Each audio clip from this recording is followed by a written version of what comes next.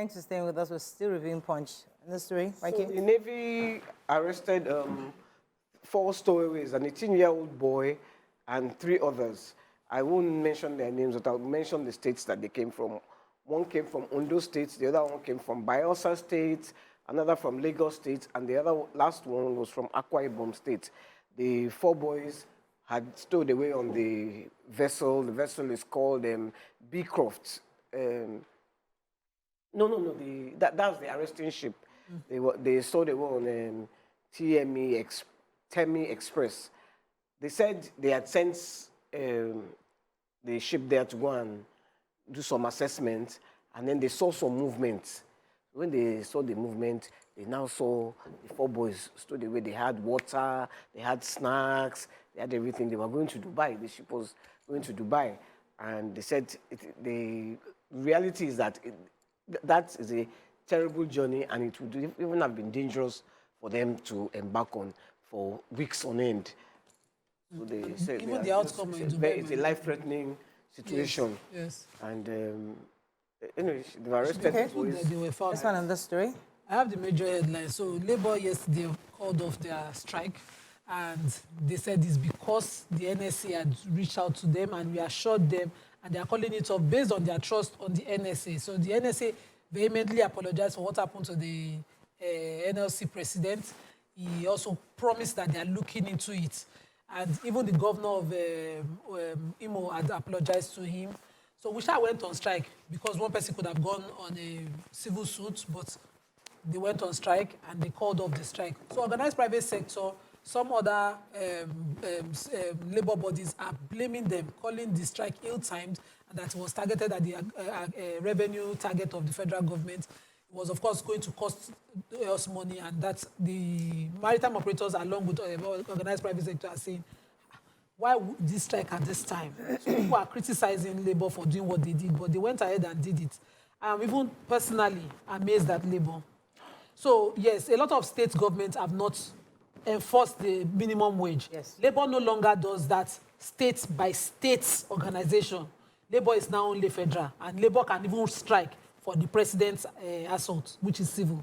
Now, Labour also doesn't talk about casualization of workers within private companies, which is rampant. If you just drive on Amuo alone and see some small things, body will pay you, but you won't see Labour.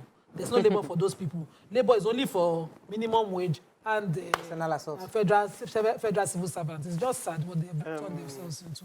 Follow up on, I still have a follow up on the case against Emefiele. So, as we know, the charges are changed. They've dropped the charge count against him, and they've dropped other defendants against him. I remember taking the story when the EFCC took over the case from the DSS. The DSS released him, and he was immediately arrested by the EFCC on the advice of the fact that the case was not the case was better, is a financial case and should be handled by the financial institution, EFCC.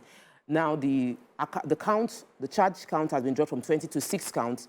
The amount they are holding against him, they said they've reduced the quantum of allegation of procurement fund from 6.9 billion to 1.2 billion. And other defendants have been dropped off. We've been hearing on social media that there were negotiations, people have refunded monies, and in those negotiations, once they refunded the monies, they were dropped from the charges. But it would be nice to carry the entire story in the paper. Those parts were not put in. It wasn't clarified or upheld. However, they couldn't take him to court because the NLC is on strike. So the court was not sitting.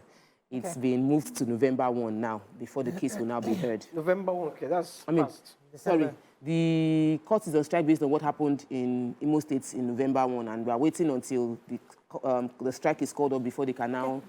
Temporary suspension of the strike. December, I was going to say December. Daily Sun. Labour reaches truce with federal government suspends strike. NGE conference, Tinubu woos media in effort to address Nigeria's challenges. Senators fume over the 1.3 trillion naira revenue loss to waivers in 2023. FG confirms arrest of Ajaero's attackers. Appeal court upholds Sanwo-Olu's election, reserves judgment on Governor Sule's case. Governor Mba announces 25,000 naira cash award to Enugu state workers, increases social register enrollment to 260,000. Nigeria sliding into totalitarianism, says PDP. And why we cancelled the 264 visas of Nigerians, says Saudi Arabia.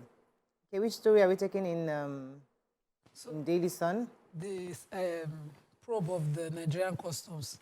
Let me quickly find the picture of the story. So the House had called the NSA, the Nigerian Customs Service. Senators are fuming over 1.3 trillion revenue that were given as waivers in 2023. The Nigerian Customs came before the House Committee on Appropriation, National Planning, Local and Foreign Debt Panel, and that was headed by the Senate Committee, the Chairman Senate Committee on Finance, Sani Musa, and they talked about, the outrageousness of these waivers and how we arrived there. They said that the last administration had approved the implementation of the customs modernization project to a concessionaire, and of course, they named the concessionaire company, and they said they found that outrageous. They thought it was anti-people and it was putting the country at risk. But the Nigerian Customs have also absorbed themselves. They said they had no hand in it. They didn't know how the past administration had did the approval. They didn't know how they arrived there. But of course, that had cost us some waivers to them. According to the House Chairman, we shouldn't be talking about concession for cement manufacturers. We should not even be talking about sugar importation at this time. We should not deny ourselves revenues that should generate to us to make our economy vibrant. By now, we should be consolidating on waivers given to boost revenues, not the other way around. But this waivers thing. Okay. I wanted to take the TUC President Festus Osifo has said that Adams Oshimole doesn't have the facts, or didn't have the facts before he gave an interview at the Villa on day before yesterday.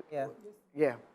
He said that he should have contacted our senior comrade should have contacted us and get the facts, that he's only giving his interview on what he heard from the Villa, that it is not politically, that the strike wasn't politically motivated. That's a tough one to prove. It's hard now. Just tell us it. So tell us what motivated it that they beat up the president. Exactly. No problem. Please, I want to take the story about the Senate. The Senate has asked the federal government that they shouldn't exclude the Southeast from rehabilitation of the rails, specifically the Eastern Rail Line that goes from Port Harcourt to Maiduguri, that it should be upgraded from narrow gauge to a standard gauge rail. The argument was led by, it was sponsored rather by Senator Victor Ume and 34 others who are senators from the Southeast. And they said that that rail line serves 4 other geopolitical zones, and it is one of the oldest rail lines in Nigeria. And the Senate is urging other senators to support the move because they're saying it hasn't been rehabilitated. It is very, very obsolete. The narrow rail line is obsolete. He also reminded the government that they had conceived the idea in 2017 to modernize the Nigerian railway system, but they haven't done anything to this particular rail line, which is the Eastern Rail Line. And in the interest of equity, no region should feel left behind. Right. So we're hoping this gets done. The Lagos Division of the Court of Appeal yesterday dismissed the appeals filed by the Labour Party Gbadebo Revival and that of the PDP, Olajide Adediran, probably known as Jando, against the electoral victory of Governor Babajide Sanwo-Olu. The 3-man panel, presided over by Justice Yagata Nimpa, held that the appellants failed to prove the allegations of forgery and non-qualification against the governor and his deputy. Interestingly, I have to read what he said. He said, even though they were all pre-election matters, the appellants, as the PDP and the LP, still failed to prove them. The appellants came empty-handed and left empty-handed. They merely enjoyed their day in court. Therefore, their petition is dismissed. You go to the... They didn't bring anything to prove forgery. Okay, any other story in Daily Sun? Moving on now to Vanguard. Soaring food prices drive inflation to 27.33%. Trust Talker will have that story. Why we cancelled 264 Nigerian visas in Saudi Arabia. Ajaero, NLC, TUC suspend strike for further negotiations. FG orders full insurance cover for MDA's assets and personnel.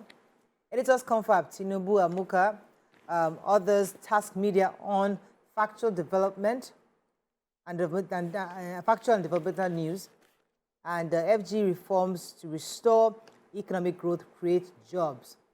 Okay, which story are we starting with? Let me take the MDA story. So against the backdrop of the gross underinsurance, the federal government, through the National Insurance Commission, that's NICOM, has directed ministries, departments, and agencies of government to make full provisions for insurance of their personnel and assets. The federal government warned that MDAs with budgeted approved insurance premium appropriation bill will enjoy cover during the year, as funding for the insurance cover will only be provided for MDAs that include their insurance premium in their budgets. Really important. Guidelines for insurance for government assets and liabilities for the MDAs will be available for them.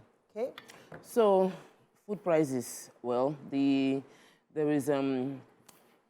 Nigerian Bureau of Statistics has released the Consumer Price Index, and they are saying that it's been a year-on-year increase. We are all feeling it. They said this inflation is due to increase in price of bread, cereal, oil, and fats, potato, yam, and other tubers, fresh milk. In October, the headline inflation rate increased to 27.33%.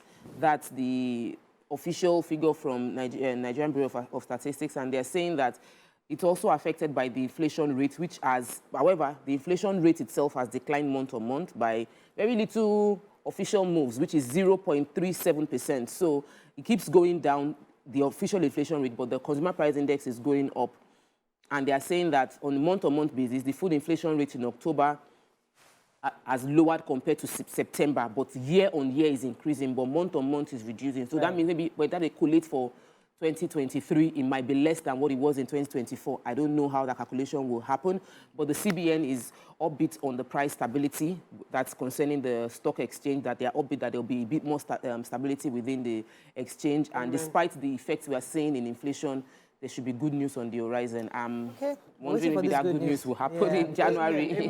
Let's just pray that it happens. Nigerian Tribune, our final paper this morning. Let's find a story we've not taken at all. OAU lecturer slums dies in his office. 2 killed, 1,000 houses burnt as fire engulfs IDP camp in Borno. New River CP orders arrest of notorious cultists, Tubaba, and other criminals. Minority leader PDP senator settled for North Central. Okay, which story? OAU lecturer, they said tragedies struck at the University of Ife, OAU, on when the lecturer, his name was Ajaero, he slumped and died in his office, and the whole faculty was thrown into, mourning, and there was chaos everywhere because nobody could control their emotions. They say he was a very humble guy. When they asked them to make a statement, they said the whole issue is unpalatable. They can't make any statement right now. So really sad. Very, very sad. He wasn't ill before that. He just slumped. Many people are carrying things that they are not aware of, medical challenges. Very sad. Our heart goes out to their family. Very sad one. The Muna Alamdari IDP camp in Maiduguri was razed by fire. And 1,000 houses were burned. 2 people died. But the Director General of the Borno State Emergency Management Agency says that all the necessary agencies, civil joint task force, security agencies, and some good Samaritan have assisted them so far in putting out the fire, and they will immediately be distributing food and blankets 500 bags of rice to assist the IDP. Okay, that's all we can take on Front Page Review. When we return, move on to the next segment. Stay with us. We'll be right back.